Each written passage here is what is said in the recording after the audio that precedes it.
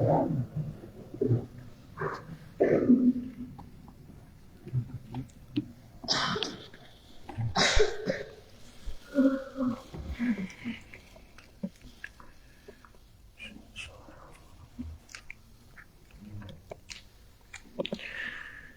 الحمد للہ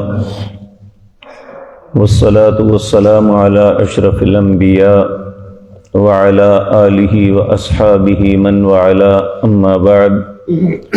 اعوذ باللہ السمیع العلیم من الشیطان الرجیم بسم اللہ الرحمن الرحیم قل ارأيتم ان اخذ اللہ سمعکم وابصارکم وختم على قلوبکم من الہ غیر اللہ یأتیکم به انظر کیف نصرف الآیات ثم هم یصدفون قل ارأيتم ان اتاکم عذاب اللہ بغتة او جہرة هل يهلك الا القوم الظالمون وما نرسل المرسلین الا مبشرین ومنذرین فمن آمن واصلح فلا خوف علیہم ولا هم يحزنون والذین کذبوا بآیاتنا یمسهم العذاب بما كانوا یفسقون۔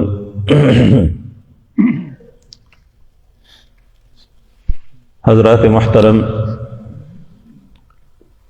اللہ رب العزت کا انبیاء اور رسل کو بھیجنا اور کتابیں نازل کرنے کا مقصد انسان کو اپنی پہچان کروانا ہے کہ اس کائنات کے اندر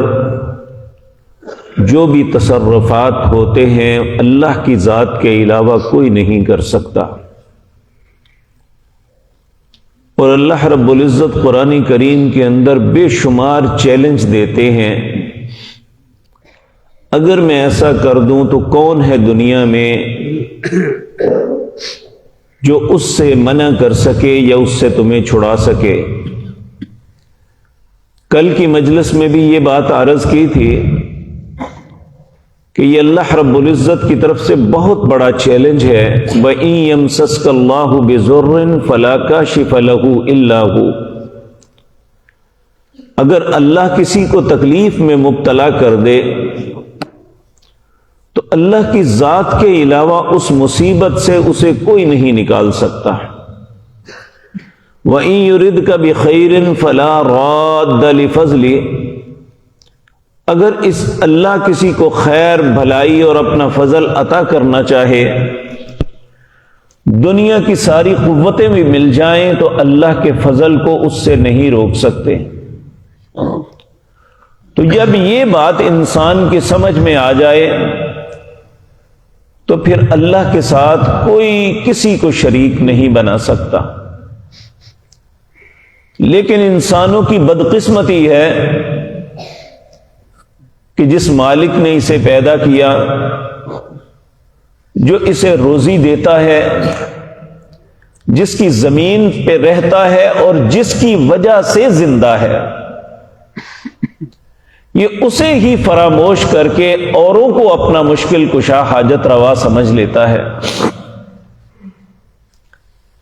اسی لیے یہ اتنا بڑا بدترین جرم اور گناہ ہے کہ اللہ رب العزت نے کہا کہ میں ہر گناہ معاف کر سکتا ہوں لیکن شرک کو معاف نہیں کروں گا اگر میری ذات کے ساتھ کسی کو جوڑنے کی کوشش کی۔ آج جو آیات پڑھی ہیں اس میں بھی اللہ رب العزت اسی طرح کی بات کرتے ہوئے فرماتے ہیں، قل، اے میرے پیغمبر انہیں فرما دیجئے، ارأیتم ان اخذ اللہ، آپ دیکھیں اگر اللہ رب العزت لے جائے سمعکم، ان کی سماعت کو، وابصارکم، ان کی آنکھوں کو، وختم علی قلوبکم، ان کے دلوں پہ مہر لگا دے، من الہ غیر اللہ، اللہ کے علاوہ کون ہے جو کسی کی سماعت یا بصارت لٹا سکے۔ آپ دیکھیں یہ اتنی بڑی اللہ کی نعمت ہے۔ نبی کریم صلی اللہ علیہ وسلم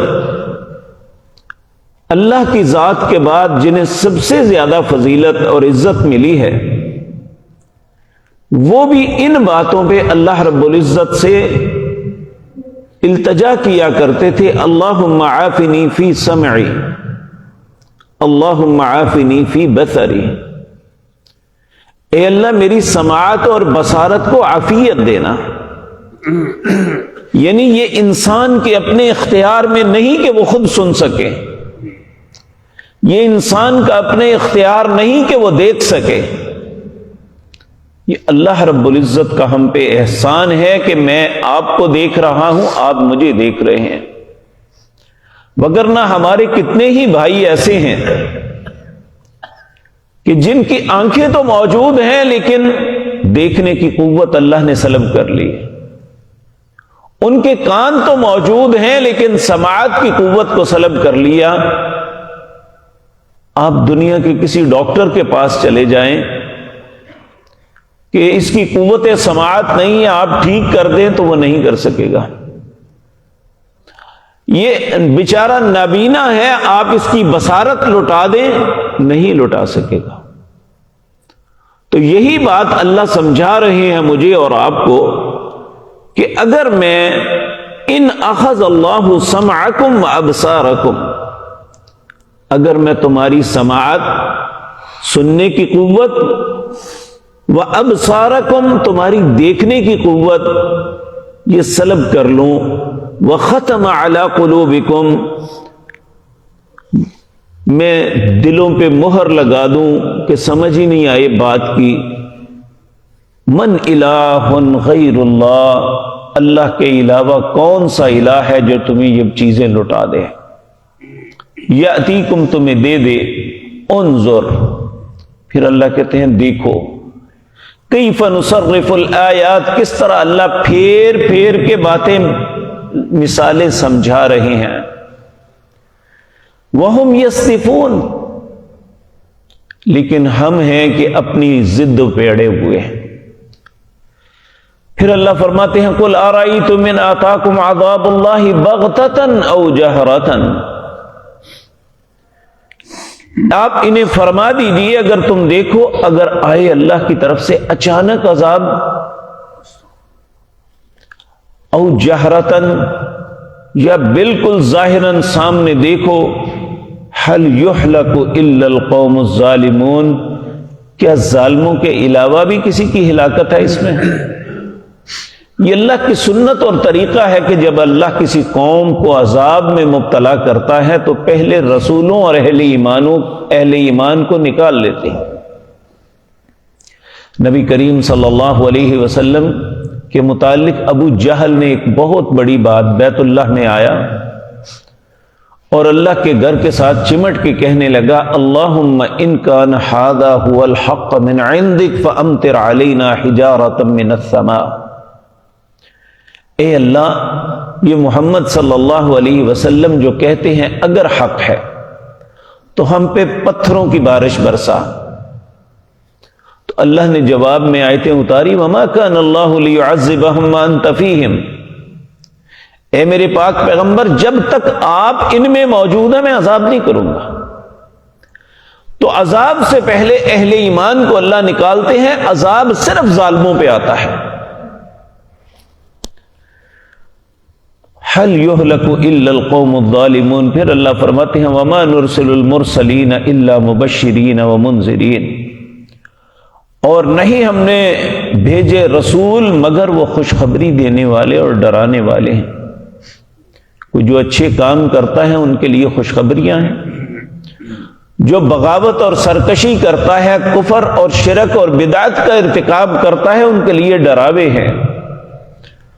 اللہ فرماتے ہیں فمن آمن واصلح فلا خوف علیہم ولا هم يحزنون، جو شخص ایمان لے آئے واصلح اور اپنی اصلاح کر لے، فلا خوف علیہم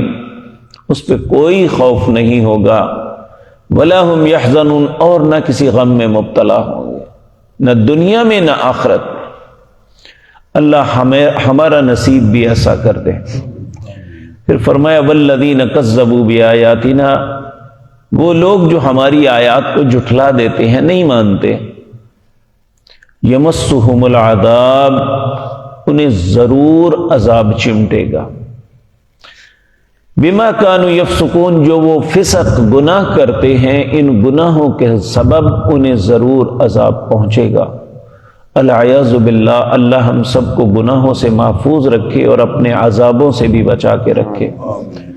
تو یہ وہ آیات ہیں جو اللہ رب العزت بار بار مختلف طریقوں سے پھیر پھیر کے ہم پہ بیان کرتے ہیں، تاکہ ہم کفر، شرک اور بدعات کے ارتکاب سے بچ جائیں، ہم راہ ہدایت اور صراط مستقیم کو اپنا لیں۔ اللہ رب العزت ہمیں عذابوں میں مبتلا نہیں کرنا چاہتے، بلکہ واضح طور پہ کہتے ہیں ما یفعل اللہ بعذابکم، میں تمہیں عذاب کر کے کیا کروں گا، لیکن ان شکرتم، اگر تم شکر کرو۔ تو اگر ہم ہر بات کا انکار کریں گے تو اس کا نام کفر ہے، اور کفر کے متعلق یہ انڈرسٹوڈ ہے کہ وہ اللہ کی مار، پھٹکار اور عذابوں سے نہیں بچ سکے گا۔ اللہ ہماری حفاظت فرمائے۔ اقول قولی ھذا واستغفر اللہ۔